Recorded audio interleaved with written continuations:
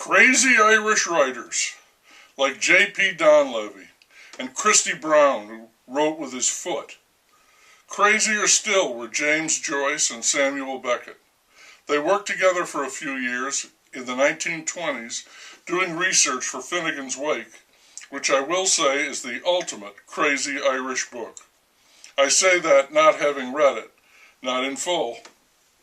Beckett did split with Joyce, realizing that he could not top what Joyce had done, adding layer upon layer of pure erudition, creating a verbal cathedral, and so he decided to go in the opposite direction, to pare away instead of adding on, and he found his métier in the minimal style he made so famous and striking in his crazy plays. I do think Beckett is one of the most important writers of the 20th century, if a writer can be said to be important in any way. I have two of his books, novels, and I decided to read one, entitled Murphy, which he wrote in the mid-30s, well before he began his run of outstanding theater pieces. Murphy reminds me of Finnegan's Wake. It's written in English, but much of it is not comprehensible to me, even some seemingly simple sentences. I had the constant feeling that it was much more intelligent than I was. Beckett favors convoluted grammar, archaic words. Many specific references are lost on me. Beckett had a vast and imposing vocabulary. He got his advanced degrees in languages, French, Italian, and English, and he is superb, exacting, and spellbinding when it comes to verbal prestidigitation. The skill is really extraordinary, he writes, with which alphabets, especially those of Irish education, circumvent their dread of verbal commitments. What? At one point in the book, the main character gets into his bed, cannot get comfortable, and so ponders the etymology of the word gas.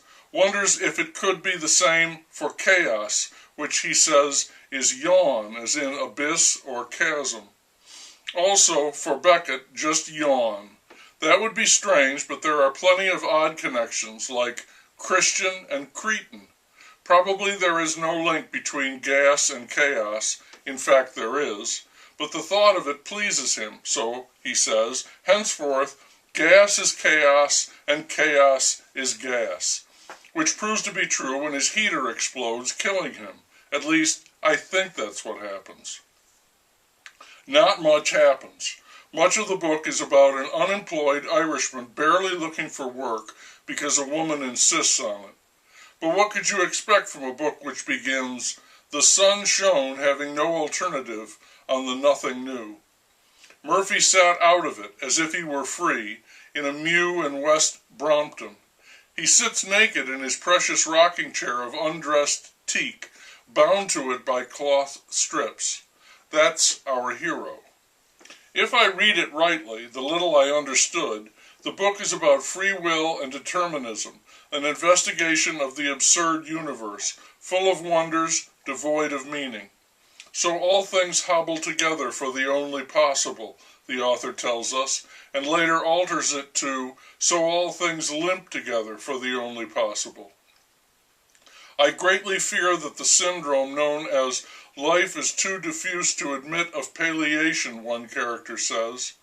For every symptom that is eased, another is made worse. Murphy does get a job at a sanitarium or a mental hospital. Take your pick. He gets on well with the patients. When he works the night shift, I think he is ordered to abuse them, and he can't do that. Instead, he plays a game of chess with one, Mr. Endon.